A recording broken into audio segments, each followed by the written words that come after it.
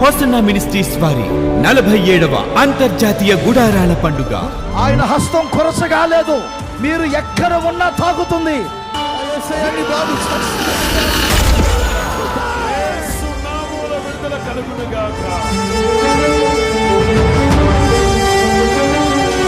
తండ్రి న్యాయాధిపతి, ఆయన న్యాయం జరిగించడానికి రాబోతున్నాడు. 2024 మార్చి 7వ తేదీ సాయంత్రం 6 గంటల నుండి మార్చి 10వ తేదీ మధ్యాహ్నం వరకు.